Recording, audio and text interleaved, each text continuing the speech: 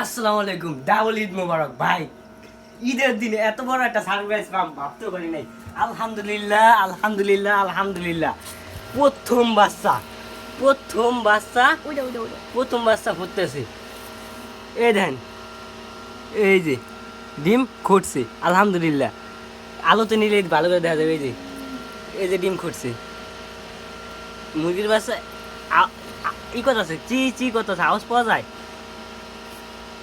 এই একটা ফুটছে, এই যে একটা ফুটছে, এই যে ডিম ফুটছে আল্লাহ রহমতে। আর মনে করেন এই ঘন্টা এক দেড়ের মধ্যে বেরিয়ে দেবো গা দুইটা। এখন যদি আস্তে আস্তে উল্টে দিই সব কটা হেলে এলো যায়, বলতো অন্য কটা ফুটছে। ওইটা ফুটছে।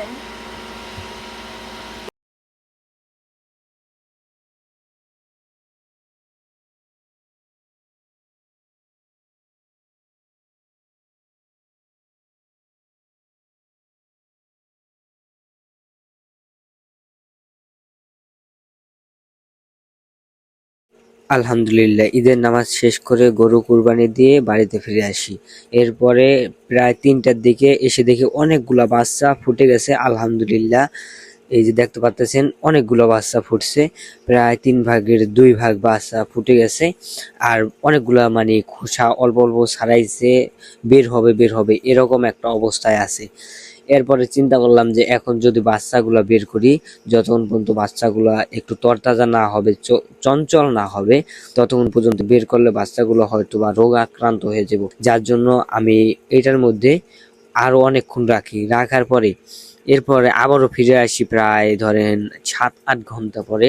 কেননা আপনারা জানেন কিনা তা জানি না, একটা বাচ্চা জন্মের পরে পেটের ভিতরে যে কুসুমটা থাকে ওই কুসুমেরই সেই বেঁচে থাকতে পারে। যার জন্য আমি প্রায় 8-9 ঘন্টা পরে এসে বাচ্চাগুলা বের করি। এই যখন আমি বাচ্চা বের করি দেখি আলহামদুলিল্লাহ অনেকটা শক্ত, মানে খড়খড়ে হয়ে গেছে, চঞ্চল হয়ে গেছে বাচ্চা। আমি ধরতে পারতেছিলাম না, ধরতে গেলে দৌড় দেয়। আর ভাই এই বাচ্চাগুলা এতটা মিশুক, আমি আপনাদের বলে বুঝাইতে পারবো না। এই মাছ ছাড়া বাচ্চাগুলা যেগুলা কারেন্টে ফুটে নয়, এগুলা আপনি যদি কাছে যান দেখবেন আপনার কাছে এসে দাঁড়ায় থাকবো। আপনি যেদিকে যাবেন আপনার পার লগে লগে সেদিকে দৌড় মারবো। এরপরে সর্বশেষ আমি যখন ডিমগুলোর হিসাব করি, আমি মোট 60টা ডিম দিয়েছিলাম, যার মধ্যে মাত্র 3টা ডিম মিস গেছে। যেই সব ডিমের মধ্যে শুক্রাণু পৌঁছায় না, মোরগে শুক্রাণু পৌঁছায় না, ওই ডিমগুলো মিস যাইবই ভাই। এটা আপনি মুরগায় দেন অথবা যেই জায়গায় দেন, অনেক ডিম মিস যায় অনেক মানুষের। আমার তো মাত্র 3টা। আমি ডিম দেওয়ার সময় পরীক্ষা করে দিছিলাম, যার জন্য আমার মিসের পরিমাণটা কম আইছে।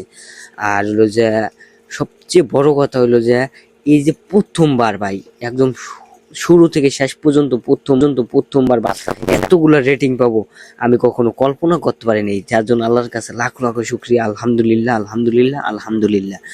এরপরে হলো যে দেখলাম যে বাচ্চাগুলো যেহেতু বের হয়ে গেছে, এখন আমাকে এই বাচ্চাগুলোকে পানি এবং খাবার দিতে হইব।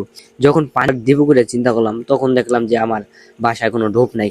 তখন ভাবলাম যে এখন তো আর বাজারে যায় ঢোপ কিনে আনার সময় নেই, যার জন্য নিজে নিজে একটা ঢোপ বানায় নিই।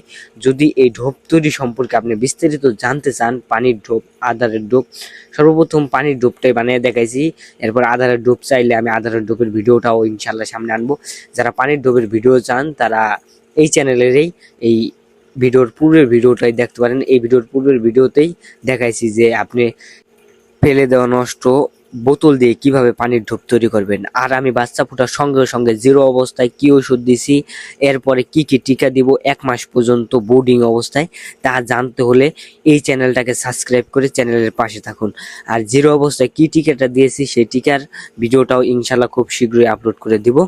আর এর পরবর্তীতে এই 6 দিন পরে, 18 দিন পরে, এরপরে 22 দিনের দিন, এই 1 মাসের সময় অর্থাৎ 28 দিনের দিন কি টিকাগুলো দিব এই সম্পর্কে জানতে চাইলেও চ্যানেলটাকে সাবস্ক্রাইব আর পেজ থেকে দেখলে পেজটাকে ফলো করে রাখুন, যাতে আমি প্রতিদিন কি কি করতেছি।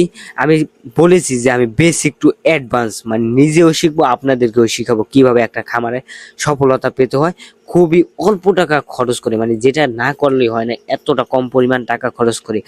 যদি এই সব বিষয় আমার সঙ্গে থেকে আপনিও খামারি হতে চান, খামার ভালোবাসেন, পশু পাখি ভালোবাসেন, তাহলে লাইক কমেন্ট শেয়ার করে, পেজ থেকে দেখলে পেজটাকে ফলো দিয়ে, চ্যানেল থেকে দেখলে চ্যানেলটাকে সাবস্ক্রাইব করে আমাকে আরো নতুন ভিডিও তৈরি করার উদ্বুদ্ধ করতে সাহায্য করুন।